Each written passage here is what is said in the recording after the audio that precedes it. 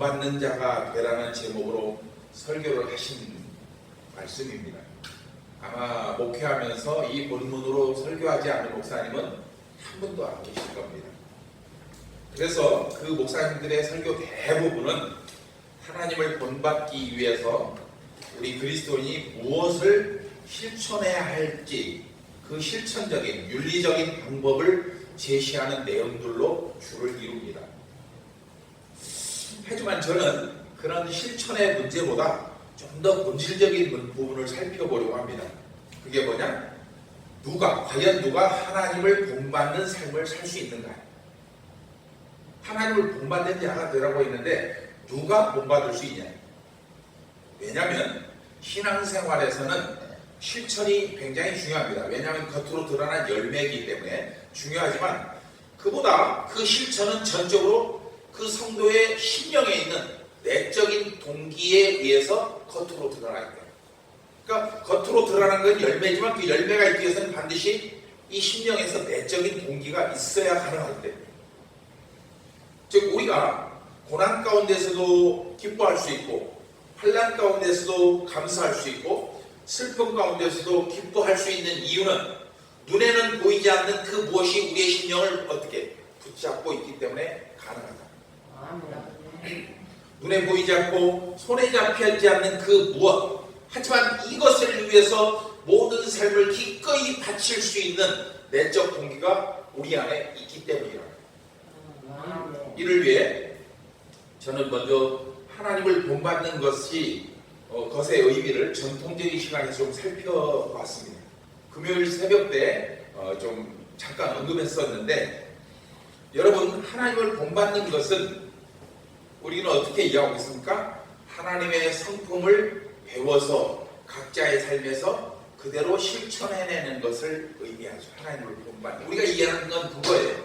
그래서 헬라어 원어를 제가 좀 살펴봤더니 이제 제가 되도록이면서 헬라어를 안 쓰잖아요. 원어를 여러분들에게 말해봐야 알지도 못하고 그걸 말할 필요도 사실은 없기 때문에 가능한 헬라어 원어를 안 쓰는데, 오늘은 니메타이라는 헬라어가 바로 하나님을 본받아라 그런 의미예요.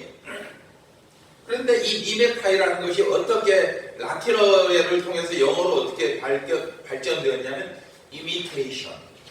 이미테이션이라는 게 바로 헬라어 미메타이라는 것에서 발전해서 나고요. 이미테이션은 뭐예요? 우리는 반지, 이미테이션, 모조 반지, 모방하다 그런 뜻이 되는 거죠. 하나님을 모방하라, 본받으라는 뜻은 하나님을 모방하라 그런 뜻이 된다는 거죠. 따라서 하나님의 성품을 본받기 위해서는 말씀을 바탕으로 한 엄격한 훈련과 교육이 필요하죠. 하나님을 닮기 위해서는 필요한데, 실제로 신앙이라고 하는 것은 많은 훈련과 교육이 필요하고, 이를 통해서 우리 성도들의 신앙이 자라고 또 성숙해질 수가 있습니다. 디모데전서 4장 7절 8절이 훈련을 통해 신앙의 성숙, 즉 경건에 이룰 수 있다는 그런 일면을 보여주고 있습니다. 우리 함께 읽어볼까요? 시작. 망령되고 허탄한 신화를 버리고 경건에 이르도록 내 자신을 연단하라. 육체의 연단은 약간의 의이 있으나 경건은 법사에 유익하니 금생과 내생의 약속이 있느니라. 이것이 바로 우리의 신앙의 훈련이 필요하다는 걸 의미하는데, 하지만 여러분, 신앙이 단지 훈련과 교육으로 성장할 수 있고 성숙할 수 있다면 그 성숙의 주체가 누굽니까? 하나님이 아닌 나 자신이 될 가능성이 커요. 내가 노력했습니까? 내가 훈련을 받았습니까? 즉 신앙 성숙이 훈련으로만 가능하다면 하나님은 나의 구원 역사에서 주인공이 될 수 없고 나를 돕는 보조 출연자밖에 안 된다는 거예요. 이해하십니까? 네. 그러나 여러분, 하나님은 어떤 상황에서도 당신의 뜻대로 우리를 구원하고야 마시는 구원의 주체라는 사실을 기억하시기 바랍니다. 시편 27편 3절 말씀처럼 서로 군대가 우리를 대적해서 포위하고 침칠지라도 하나님은 그걸 뚫고 들어가서 우리를 반드시 구원하고야 마시는, 그리고 그 자리에서 하나님의 영광을 선포하시는 분이라는 겁니다. 그렇다면은 하나님을 본받는다는 표현에는 아까 말한 모방한다, 모조한다 이런 그런 의미만, 그리고 교육하고 훈련하고 배운다는 의미보다 더 깊은 의미가 있다는 것을 우리가 짐작해 볼 수가 있다. 그게 뭐냐는 거죠. 제가 금요일날 전한 게 바로 그 내용입니다. 여러분, 하나님을 본받는다는 말씀에는 단지 배우고 익히는 차원을 넘어서 실제로 하나님의 몸을 우리가 받았다는 의미가 있습니다. 이해되십니까? 즉 하나님을 본받는 것은 그분의 성품과 장점을 배우는 차원을 넘어서서 정말로 그 당신의 몸을 우리가 직접 받았다는 의미라는 거예요. 여러분, 그렇습니다. 우리의 신앙은 단순한 관념이나 이론이 아닙니다. 창조주 하나님을 직접 받음으로써 우리의 신앙이 시작되고 그 정당성이 인정된다는 거예요. 이게 무슨 뜻이냐면 세상이 말하는 본받는 것은 어떤 모범적인 사람에게서 배우고 익히는 거예요. 모방한다는 것을 의미하지만, 그러나 하나님은 그런 배움이 아닌 아예 실제로 당신 자신을 우리에게 선물로 주셨고, 우리가 그 하나님의 몸을 받음으로써 우리의 구원이 시작된 거예요. 요한복음 3장 16절이 이 사실을 정확하게 보여줘요. 시작. 하나님이 세상을 이처럼 사랑하사 독생자를 주셨으니 이는 그를 믿는 자마다 멸망하지 않고 영생을 얻게 하려 함이라. 여러분, 하나님께서 독생자를 진짜 주신 거예요? 주께 약속만 하신 거예요? 진짜로 주셨어요. 여러분, 이 말씀처럼 우리는 진짜 하나님, 즉 살아계신 예수 그리스도를 받은 존재들임을 믿으시기 바랍니다. 따라서 우리 믿음의 고백도 단지 내 생각과 판단으로만 이루어지는 게 아니고 어떻게? 내 안에 계신 살아계신 예수님을 통해서 이루어진다는 거예요. 이는 에베소서 4장 24절에 우리가 그리스도로 옷 입었다는 것의 진짜 의미가 무엇인지를 알 수 있게 하는 겁니다. 즉 우리는 단지 옷이나 모범이 아닌 실존하신 예수님을 소유한 존재라는 겁니다. 우리 인사 나눌 때 당신은 그리스도의 몸을 소유한 존재이십니다. 인사 나누겠습니다.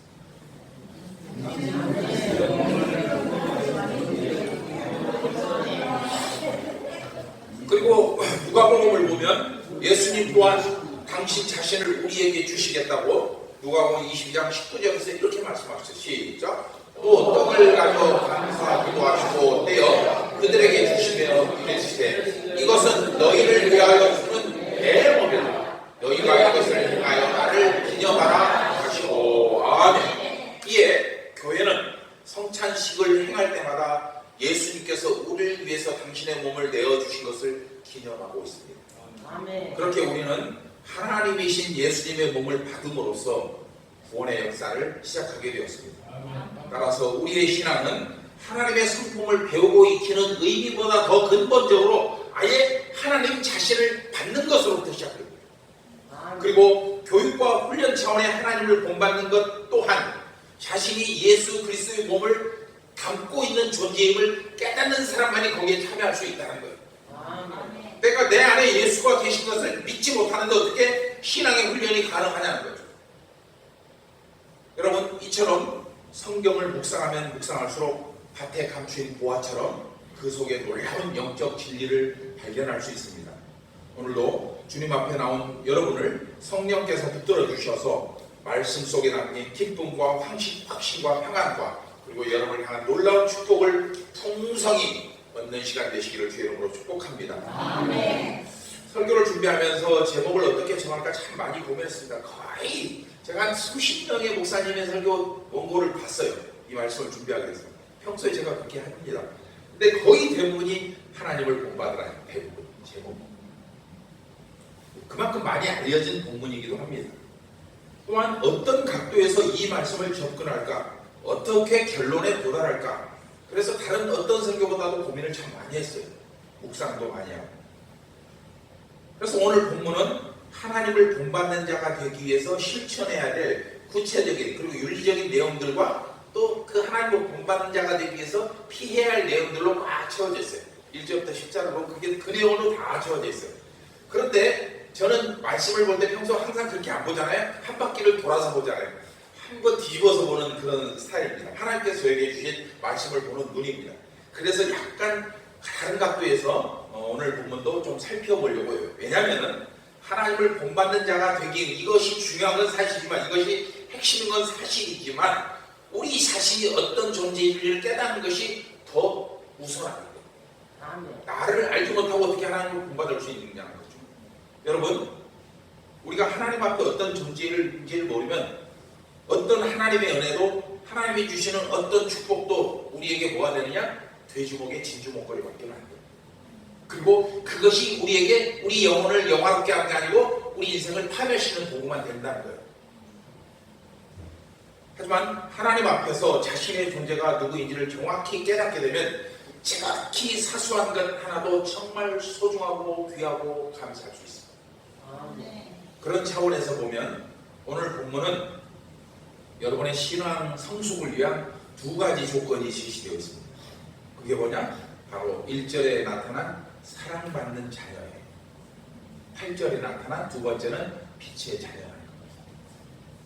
즉 자신이 하나님의 사랑을, 무한한 사랑을 받는 자녀이며 또 빛의 자녀임을 깨닫는 것이 오늘 본문에 실천된 음행하지 말라고 하지 말라고 뭐 해라 뭐 해라 이런 것보다 훨씬 더 중요하다. 또한 이 두 가지는 우리의 신분이 어떤 존재인지를 나타내는 말씀이기도 합니다. 어떻게 해요? 하나님 앞에서는 우리가 어떤 존재예요? 어떤 신분이에요? 사랑받는 자녀예요. 하나님 앞에서. 세상 앞에서는 하나님 눈에 빛의 자녀인 거예요. 아멘.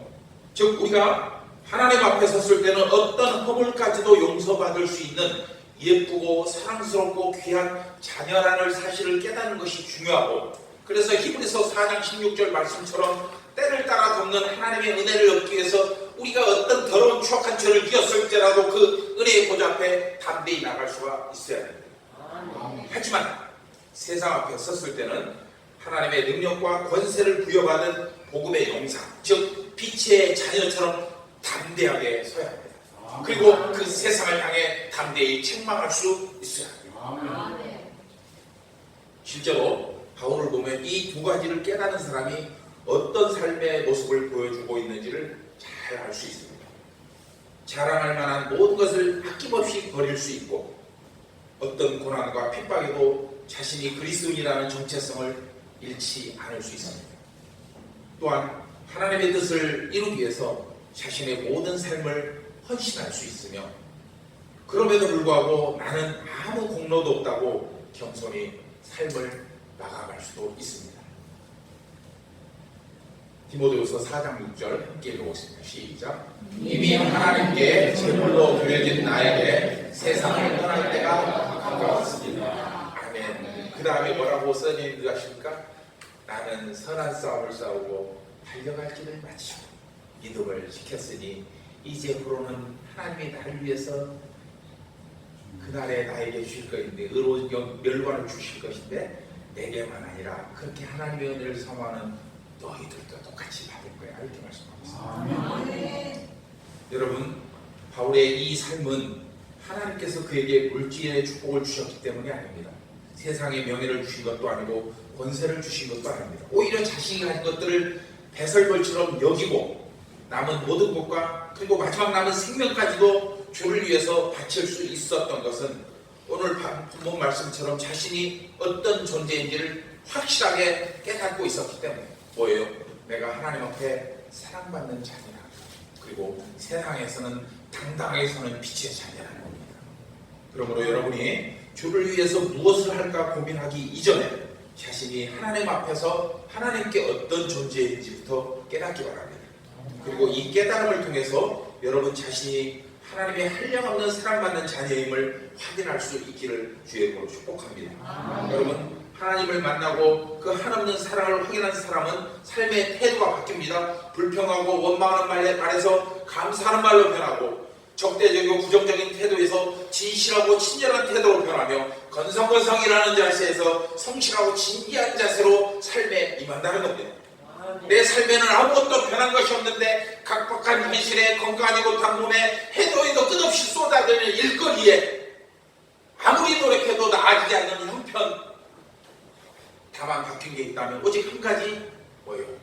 내가 하나님의 사랑을 받는 자녀인 것만 깨달았을 뿐인데 온 세상이 바뀐 것처럼 기쁘고 감사하고 행복하게 느껴진다는 겁니다. 여러분, 하나님 앞에서 나의 존재를 깨닫게 되면 이처럼 여러분의 삶 자체가 바뀝니다. 내가 주인 삼았던 그 모든 것들을 주님 앞에 내려놓을 수 있고, 그 빈 심령에 하나님의 은혜가, 하나님의 축복이 가득 채워졌기 때문에 그리할 수 있는 겁니다. 또한 물가에 심겨진 시편 1편 나무처럼 모든 순간마다 하나님의 영적 양식을 풍성히 공급받을 수 있기 때문에 그런 고백을 하게 됩니다. 그런 사람은 이 찬양을 부를 수 있습니다. 내가 주인 삼은 모든 건 내려놓고 내 주 대신 주 앞에 나와서 내가 사랑했던 모든 건 내려놓고 오직 주님만 사랑한다고 고백할 수 있는 것입니다. 그러므로 여러분, 성전 문지방만 밟고 지나가는 그런 예배가 아니라 하나님을 만나고 하나님을 경험하고 그 하나님을 마음껏 누릴 수 있는 영과 진리로 드리는 예배자가 되시기를 주의 이름으로 축복합니다. 10년, 20년, 30년 신앙생활을 하다 보니까 감동도 사라지고 구원에 대한 확신도 없어지고 그저 타성에 젖어 습관처럼 참석한 그런 예배가 아니라 또 그렇게라도 해야만 최소한의 내 안에 있는 종교적 양식이라도 만족시키려는 그런 이기적인 신앙이 아니라 하나님께서 모든 것을 내어주시고 베풀어주시는 그 은혜의 바다에 여러분을 푹 담그시라는 거예요. 그리고 오늘 부족하지만 제가 전하는 이 두 가지 신앙의 본질을 깨닫고 하나님이 기뻐하시는 성숙한 그리스도인이 되시기를 주의 이름으로 축복합니다. 먼저 신앙의 성숙은 하나님이 자신이 하나님의 사랑을 받는 자녀임을 깨닫는 것으로부터 출발합니다. 우리가 하나님을 본받아야 할 가장 큰 이유는 하나님이 목숨을 바쳐 우리를 사랑하셨기 때문입니다. 로마서 5장 7절로 8절 시작. 혹시 선한 사람을 위해 죽겠다고 나서는 사람을 있을지 몰라도 의로운 사람을 위해 죽는 사람은 거의 없습니다. 그러나 우리가 아직 죄인 되었을 때 그리스도께서 우리를 위해 죽으심으로 하나님께서 우리에 대한 사랑을 나타내셨습니다. 아멘. 여러분, 하나님의 사랑은 사람이 이렇게 말하는 접대용을 알려내는 하트가 아니에요. 하나님의 사랑. 또 마음에 안 들면 취소해버리는 그런 이기적인 사랑도 아니에요. 결혼했다가 신혼여행 가서 이혼해버리고 조건이 안 맞다고 이런 사랑이 아니란 말이에요.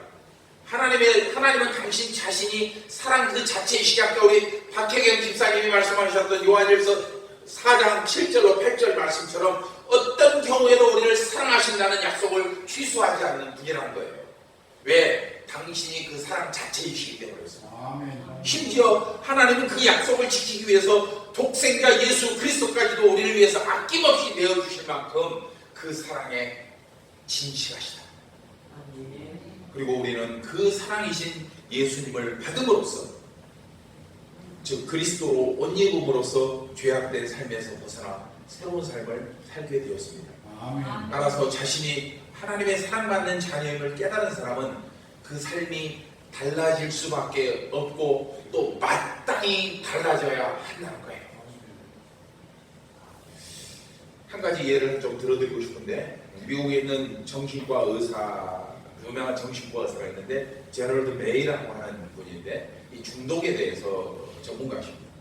그분이 뭐라고 하느냐면 중독은 오직 하나님의 은혜로만 완전히 치유될 수 있다고 해요.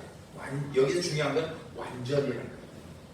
그러면 하나님의 은혜 이외에 다른 것은 치유가 완전하지 않다는 것을 의미해요.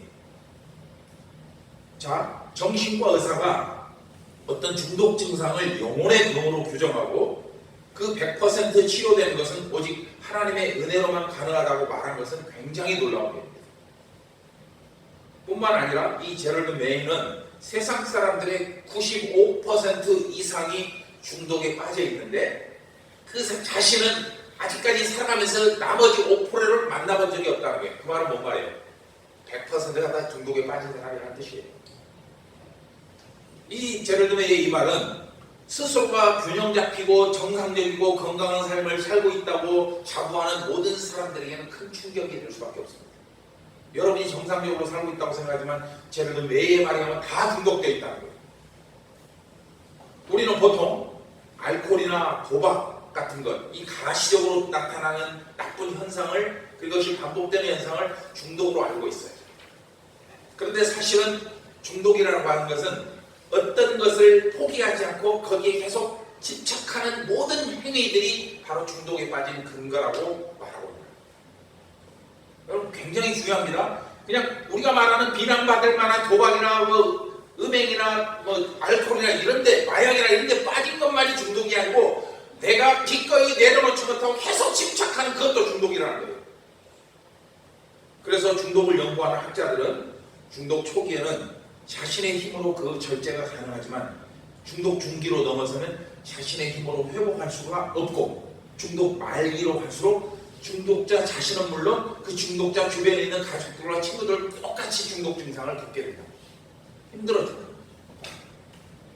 그렇게 중독은 그 한 사람의 육체와 마음을 파괴하고 마지막으로 중독자와 함께하는 사람들마저도 큰 상처를 입히고 끝이 났습니다. 그래서 자신이 중독되었다는 것을 깨달았을 때는 이미 회복이 불가능한 상태가 된 것입니다. 알지만 스스로 빠져나올 수가 없는 것이죠. 중독이 자신을 파멸시키는 것을 깨닫고 거기서 벗어나기 위해서 몸부림을 치지만 혼자서는 그 늪에서 절대로 빠져나올 수가 없기 때문입니다. 그런데 저를 뜸에는 그 순간 바로 그 빠져나올 수 없는 그 순간 그 늪에서 빠져나올 수 있는 유일한 방법이 바로 하나님의 은혜를 깨닫는 거예요. 마치 시편 23편에 나오는 내가 사망의 엄침한 골짜기를 걸을지라도 해를 두려워하지 않을 것은 주께서 나와 함께 하시리라. 이 말씀처럼 내가 지금 죽을 고생을 하고 있어도 하나님이 계심을 믿으면 나를 건져주셔서 영원롭게 하신다는 것을 거기서 발견할 수 있다. 자기 힘으로는 할 수 없고 오직 주님만이 나를 수렁에서 건져낼 수 있음을 깨달을 때 그 사람은 비로소 중독에서 벗어날 수 있다는 겁니다. 예를 들면 그래서 자신이 쓴 책 중독과 은혜라는 책에서 이렇게 말하고 있습니다.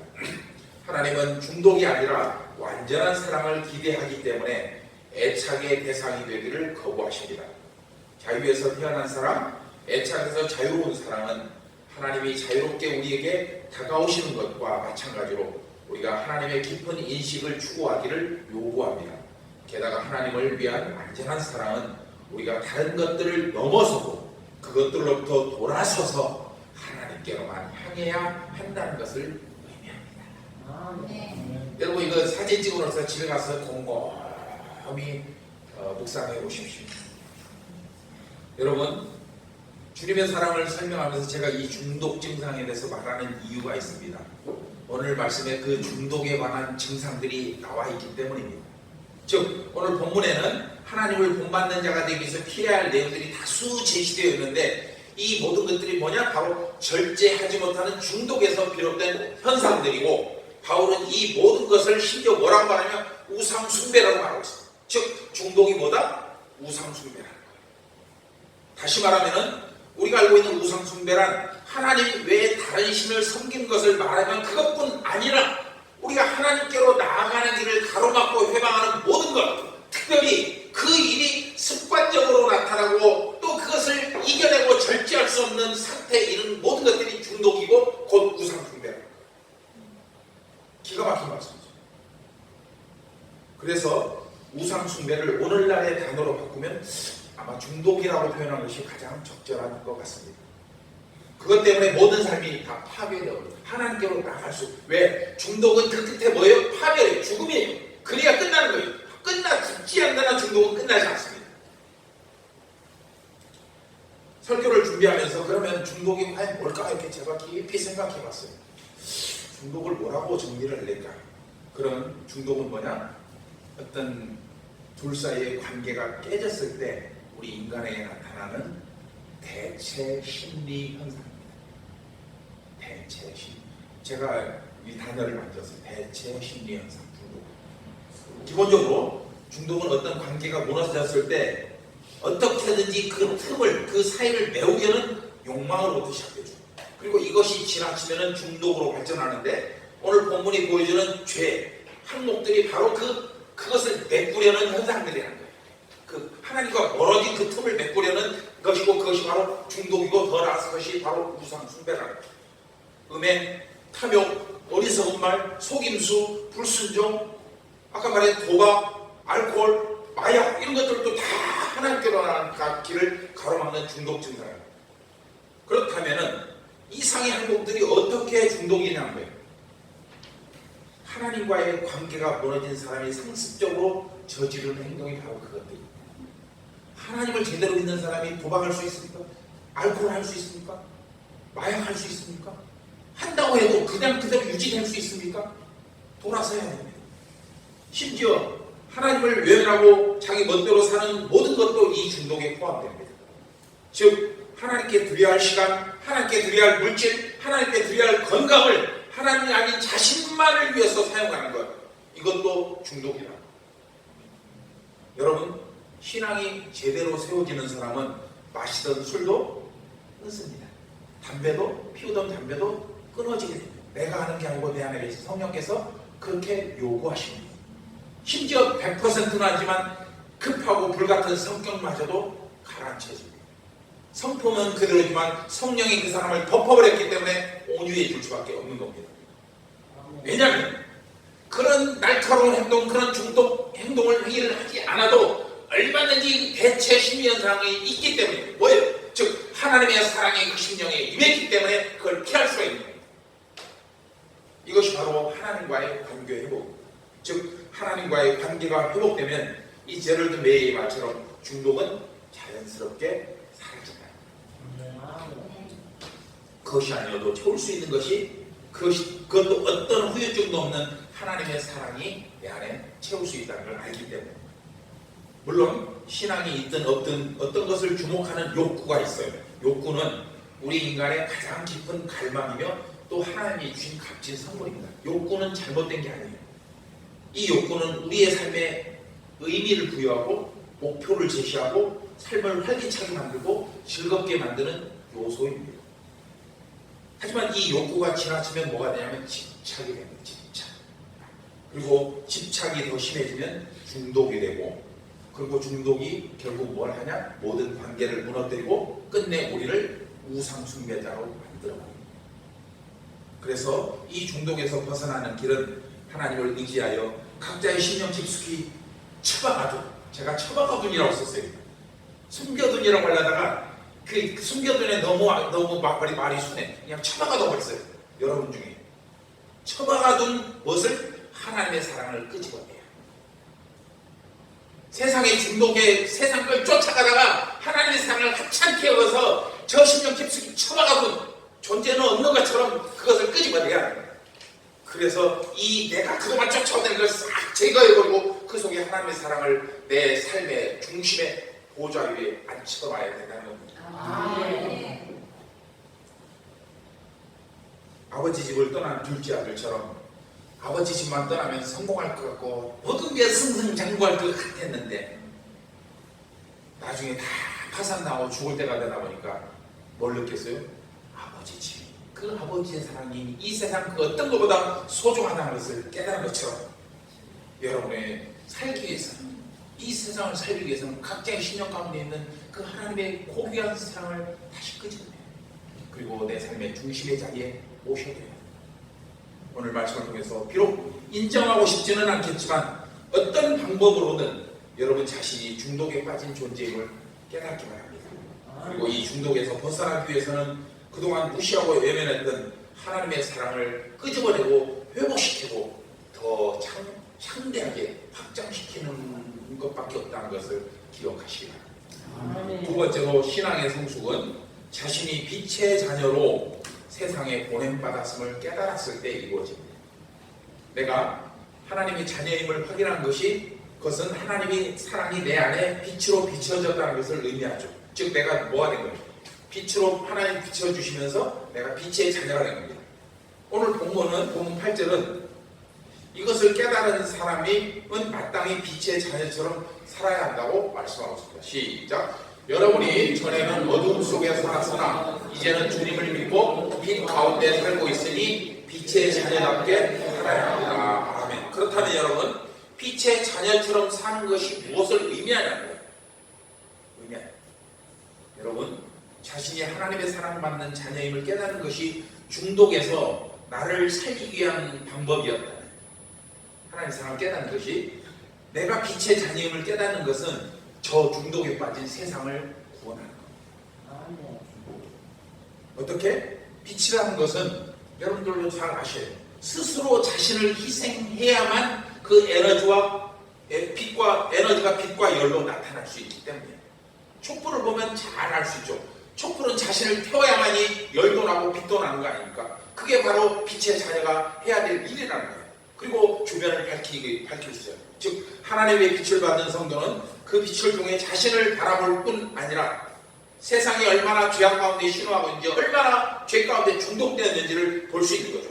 그리고 더 중요한 것은 나도 얼마 전까지 그 죄 가운데 있었음을 깨닫고 그 불쌍한 세상을 위해서 자신을 희생할 수 있는, 즉 빛을 발할 수 있는 겁니다.